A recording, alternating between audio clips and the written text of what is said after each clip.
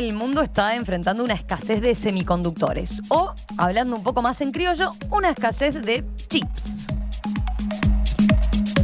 Se utilizan para prácticamente toda la tecnología electrónica actual, pero en los últimos meses una combinación de altísima demanda, problemas logísticos planetarios provocados por la crisis del COVID y cuestiones geopolíticas ha provocado una crisis en el acceso a estos microchips. ¿En qué impacta esto? Bueno, en productos de un amplísimo espectro. Por mencionar 4, la producción de automóviles en España cayó casi un 40% en octubre debido a este tema. La empresa Apple tuvo menos ganancias de las esperadas en el tercer trimestre de 2021. Consolas de videojuego como PlayStation no pueden satisfacer la demanda de los consumidores. Y las compañías que fabrican marcapasos salieron a pedir prioridad en la compra de semiconductores porque sus productos salvan vidas. Todos estos rubros y productos requieren justamente de microchips. Y no solo la escasez está lejos de solucionarse, sino que puede incluso complicarse todavía más. Este es el tema que les proponemos para nuestro espacio de disrupción, tecnología e innovación con Gustavo Galino. ¿Cómo andas, Gustavo? Buen día, ¿todo bien? Todo bien, Romina, buen día para todos. Algo fuimos contando ahí en la introducción, pero expliquemos correctamente. A ver, ¿para qué sirven los microchips? Bueno, bien lo decías, en la introducción mencionábamos varios usos de estas tecnologías que, digamos, están en este capítulo muy vinculadas a lo que tiene que ver con el consumo de productos electrónicos orientados a la comunicación, al entretenimiento, a lo que es un poco esa demanda que durante la pandemia creció. Ahora podemos mencionar algunos números como para que se hagan una idea de qué estamos hablando, o por lo menos que nos den una mirada más concreta. Pero bueno, en concreto se trata de unos elementos que son bastante específicos, que su fabricación es bastante compleja y que realmente, más allá de que ahora vamos a contar un poco, profundizar en esos aspectos que se mencionaban acá en la introducción, de cuáles fueron todas las causas y esa tormenta perfecta que dicen por ahí que generó esta crisis, más allá de eso, creo que también tiene que ver con la dificultad o con, digamos, las altísimas barreras de acceso que tienen estas industrias a la hora de poner los chips en el mercado, ¿no? Entonces ahí quizás está un poco el comienzo del problema y ahora un poco la reacción y las consecuencias que vamos a ir comentando. Pero esto para que quede claro, a ver, los chips hoy en día los tenemos en todo, ¿no? O sea, tablets, el celular, cualquier computador, la tele puede tener microchips. Total, tiene. Todos los dispositivos electrónicos que en este caso puntual requieren de determinada inteligencia, vamos a llamarle de una forma muy genérica, que nadie se enoje, porque quizás no es lo más técnico para explicarlo, pero para que se entienda. O sea, un dispositivo que tiene que tener una determinada inteligencia electrónica necesita de estos chips. Entonces, ¿por qué? Vamos a empezar con los ejemplos, ¿no? ¿Por qué se detiene la producción de las fábricas de automóviles? Bueno, porque los automóviles cada vez se han vuelto más inteligentes o necesitan de determinadas tecnologías que estos chips de alguna manera también están como garantizando. Esto no quiere decir que haya otra familia de chips que también puede estar vinculada a esta escasez, que sean, digamos, las que permitan cuestiones más básicas, que son simplemente temas electrónicos, o sea, el funcionamiento del automóvil para que haya bloqueo automático de puertas o cosas así que son como ya más normales. Eso también forma parte de esta crisis, pero está como también la otra parte más específica en la cual, y ese es el gran cambio de los últimos años, para el cual aparentemente la industria no se preparó suficientemente bien, por eso decía lo de las barreras y un poco introducía ese tema, que es estos chips especializados que permiten a los sistemas electrónicos de estos dispositivos tener un funcionamiento acorde a las necesidades del mundo actual, que es que haya una respuesta autónoma, que haya como ya una complejidad a la hora de pedirle a ese semiconductor que nos permita determinado funcionamiento, que antes de repente eran cuestiones mucho más electrónicas, más sencillas, entre comillas, ¿no? Hablando siempre de algo que es muy complejo. Entonces está como en dos partes el tema. Me parece que está como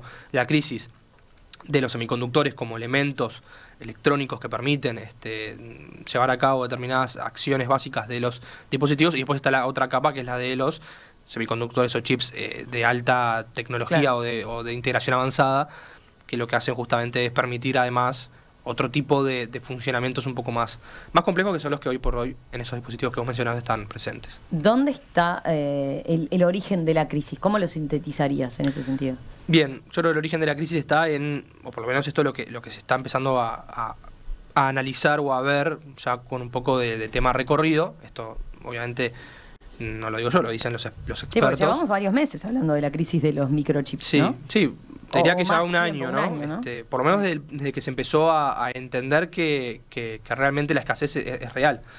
Y bueno, un poco lo que podemos ver acá es la conjunción, como decía, de esa tormenta integrada por varios aspectos. La pandemia lo que hace es en realidad profundizar la demanda, que es un tema que ya venía. O sea, la crisis de la sobredemanda de chips es prepandémica, pero la pandemia lo que hace es aumenta, claro, por ejemplo, para que tengan un dato, ¿no? Más o menos en un 50% la venta de dispositivos electrónicos vinculados sobre todo a lo que es PC, computadora de escritorio o laptop, que es un elemento un producto tecnológico que no estaba en su mejor momento, estaba en un momento donde obviamente tiene un sector que lo sigue consumiendo fuertemente, pero que no estaba tan masivo, si se quiere, como para que se haga ahí la comparación. Y en la pandemia se volvió masivo, o sea, adquirió una demanda muchísimo más fuerte de la que se podía llegar a esperar. Ahí hay un cambio que es un tironeo muy fuerte, y que lo que generó justamente es que las empresas tecnológicas que proveen este tipo de dispositivos se tuvieran que poner rápidamente a demandar más de esto, ¿no? Entonces ahí hay un caso concreto de esa demanda. Claro.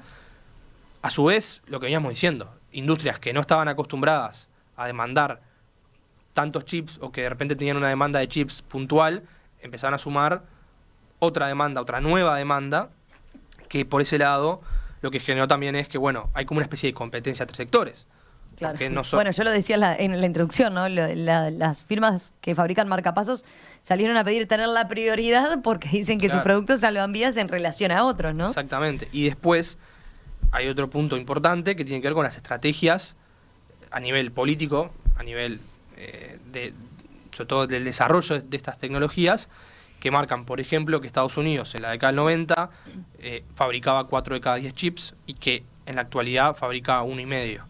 O sea, habría que ver después, obviamente esto está para todo otro análisis, por qué Estados Unidos perdió pie en esto, y el mercado asiático es hoy por hoy el que lidera. Taiwán a la cabeza, con Corea del Sur, con China. También hablamos de China y enseguida viene a la mente el tema del bloqueo de Estados Unidos y la guerra comercial. Eso también tuvo influencia, quizás no tan directa, pero sí dentro de la coyuntura. Y después está el tema... Pero sobre todo el gran productor es Taiwán, ¿no? Sí. Que incluso con su situación con China le introduce otra complejidad, ¿no? Exactamente, o sea que hay como también un contexto bastante difícil, pero la realidad es que Taiwán hoy es el que está como un poco dando la cara por la crisis. Entonces, ahí se introduce el otro tema, que es el tema de, qué capacidad tienen estas empresas que se dedican a esto de rápidamente adaptarse a una subdemanda. Y lo que está un poco demostrado por estos días es que la capacidad de adaptación de estas industrias es muy baja. ¿Qué quiere decir esto? Quiere decir que si se especializan en la fabricación de determinados chips, con determinadas características muy específicas, una vez que esos chips se dejan de utilizar porque hay una tecnología nueva o porque hay un pasaje o una demanda superior de otro tipo de chips, no es que esas industrias rápidamente, o esas fábricas rápidamente dicen, estaba fabricando el chip A, me pongo a fabricar el chip B. Eso no existe. No existe porque justamente hay un nivel de complejidad a la hora del armado, de lo que es la estructura para poder fabricar este tipo de chips, que no es, me paso de un chip a otro rápidamente. Claro. Entonces, ahí también hay una crisis en la crisis, que es que muchas fábricas en estos años han tenido que ir modificando, y eso es un costo enorme y lleva tiempo, que es el otro factor que acá juega en contra. Acá es una carrera contra el tiempo, porque no es, ustedes dirán, pero hay gran demanda de chips insatisfecha. Bueno, generemos oferta. Claro. Sí, hacia eso va, pero la generación de oferta no es de un día para otro porque lleva muchísimo tiempo construir fábricas que puedan hacer estos chips. Tiempo que cuando hablamos de tecnología uno está acostumbrado a decir, bueno, pero los procesos han acelerado a un ritmo que uno pensaría que es en cuestión de meses, y no. En este apartado concreto, para que ustedes tengan una idea, una fábrica que genere este tipo de chips específicos, que por ejemplo pueda ser utilizado por un automóvil, que necesita, pongamos el ejemplo, me parece que el mejor ejemplo es Tesla, ¿no? Que es un vehículo autónomo, un vehículo que tiene muchas prestaciones y que necesita de una tecnología muy específica para poder funcionar, si no, no puede salir al mercado. Para ese tipo de automóviles, bueno, esos chips, tener una fábrica específica te puede llevar entre 3 y 4 años montarla. Y una inversión de varios miles de millones de dólares. Entonces, no cualquiera puede hacerlo. No cualquiera puede hacerlo. Y la demanda la tengo ahora. Si quiero, o sea, hacer la inversión, voy a tener que esperar que eso esté en funcionamiento y aceitado. Y la especulación de que hoy planifico esta fábrica para estos chips con esta coyuntura y en 4 años o en 3 años, vamos a poner 3 años si va todo un poco rápido, y en 3 años ¿qué pasa? Claro. En 3 años son los mismos chips, y lo que decía, la capacidad de adaptación, según explican los expertos, es muy baja, porque, como decía, no es un producto que sea fácilmente reemplazable uno por otro, y es como, no es la típica industria que hago, no sé, envaso arroz y después envaso pasta, no, acá eso no funciona. Entonces, bueno, ahí empezamos a notar que todas esas cosas se van como sumando, todos esos elementos se van sumando y genera esto, o sea, una altísima demanda, enormes barreras para producir, países que no han apostado suficientemente a esto y que ven ahora que están rezagados, como es el caso de Estados Unidos. De hecho, ayer salió un anuncio, en realidad el gobierno Biden ya a partir de que asumió uno de los principales planes e inversiones lo está centrando en esto. Ya salieron a anunciar rápidamente que iban a invertir mucho en la industria de los chips, y ahora, bueno, aparentemente van a construir una nueva fábrica en Texas. Ya hay una, ahora van a construir otra, en más o menos 17 mil millones de dólares de inversión. Va a llevar un tiempo la construcción, y con eso Estados Unidos empezaría como de a poco volver a meterse en la conversación, claro, por decirlo de una forma muy básica, para poder construir sus propios chips. Después lo otro que está pasando es que, ¿qué pasa? Las grandes tecnológicas están empezando a pensar en que tienen que autoabastecerse, porque si no tienen riesgo de perder en la competitividad. Apple es una, bueno, Samsung ya es un gran fabricante, pero a su vez también le vende a otros, y muchas empresas empiezan a pensar, bueno, que si realmente lo que necesitan es empezar a fabricarlos internamente, no tercerizarlos, porque bueno, justamente tercerizándolos muchas veces tienen estos problemas de distribución o mejor dicho, de stock o abastecimiento, que hacen que puedan tener incluso grandes problemas competitivos. Sí, hay industrias que han ralentizado su producción, ¿no? Sí. Justamente lo están midiendo por falta porque ven que el componente les está faltando y que por tanto no pueden ir al ritmo que le gustaría o que tienen para el que tienen demanda, ¿no? Sí, hay un ejemplo que yo miraba estos días, siguiendo este tema, que es en Alemania, en la Volkswagen, en Hannover, una de sus principales fábricas. Tienen miles de autos que están ahí, autos, camiones, autos y otros automóviles, pero básicamente más que nada autos ahí parados en la fábrica porque les falta el chip, y sin el chip no pueden salir, o sea, no se pueden entregar, ¿no? Entonces hay gente esperando, que de repente ya compró el auto y no lo puede recibir, y hay una industria que está detenida, y eso hace que pase el tiempo, y bueno, tiene un montón obviamente de connotaciones. Entonces ahí también hay una enorme preocupación de estas empresas, de decir, bueno, entonces quizás nosotros también tengamos que incluir dentro de nuestra fabricación los chips que sean necesarios para nuestros propios automóviles. Eso es una cosa que se viene también, es una discusión que se está empezando a abrir. Obviamente las barreras son tan altas que no todas las industrias ni todas las empresas tienen la capacidad de ponerse un área de fabricación. Entonces también ahí hay una barrera, como decía al principio, que es muy, muy complicada de sortear. Y bueno, después está el otro tema que también siempre se menciona cuando se habla de esta crisis, que también acá hay varias visiones, no todo el mundo piensa lo mismo, pero bueno, hay como una tendencia a pensar que esto también tuvo influencia, que es el tema de las cripto. hemos hablado muchísimo de las criptomonedas, hemos hablado mucho de la minería, y si bien es verdad que muchas criptomonedas están evolucionando a nuevas formas de minado que no son tan contaminantes o que no requieren de tanto hardware, la realidad es que hay mucha actividad de minado de criptomonedas que requiere el uso de tarjetas gráficas, tarjetas de video, que son las típicas que se fabrican para los videojuegos y que tienen, bueno, una alta demanda, una altísima demanda. Entonces vemos que las empresas de elaboración de tarjetas gráficas han tenido sus mejores años y sus mejores crecimientos porque hay una altísima demanda de gente que se dedica a la minería. También hay una gran queja de los que juegan y que se quieren comprar tarjeta gráfica más nueva y no hay. Con el tema de las consolas de videojuegos pasa algo parecido, aunque no están vinculadas a lo de la cripto.